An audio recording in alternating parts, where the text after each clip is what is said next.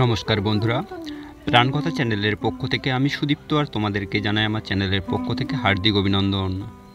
So বন্ধুরা, আমরা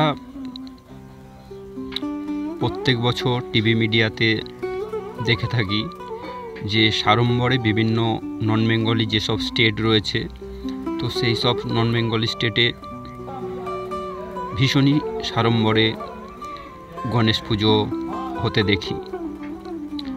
তো মূলত ভারতবর্ষের যে 4টি শহর দিল্লি, মুম্বাই, চেন্নাই, কলকাতা, তো তার মধ্যে সবচেয়ে বেশি গণেশ পুজো পালিত হয় সাড়ম্বরে, যেটা হলো মুম্বাই। তো সেই মুম্বাই, যেটা কিনা ভারতবর্ষের একটা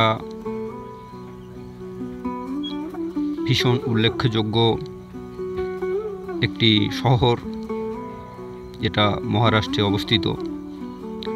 তো সেই মুম্বাইয়ে গণেশ পুজো সারা ভারতবর্ষ তথা বিশ্বের সবচেয়ে অন্যতম গণেশ পুজো।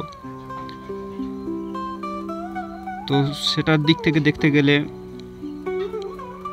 সেই মুম্বাইয়ের যে গণেশ পুজো, সেটা টিভি মিডিয়াতে ভীষণভাবে দেখানো হয়।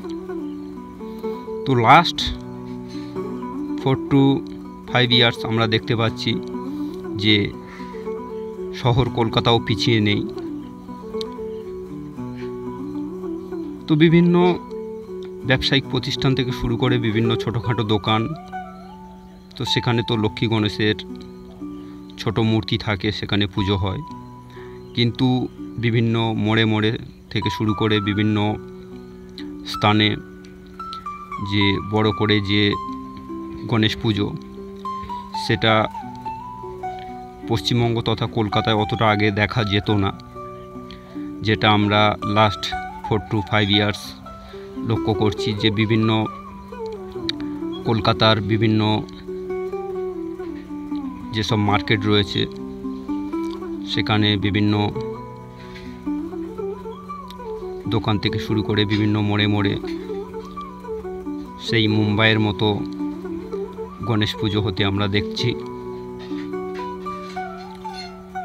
তো বন্ধুরা, যারা আমার চ্যানেলে নতুন, প্লিজ চ্যানেলটিকে সাবস্ক্রাইব করে নিও, কেন কি তোমাদের একটা সাবস্ক্রাইব আমাকে আরও নতুন নতুন ভিডিও বানাতে উৎসাহিত করে।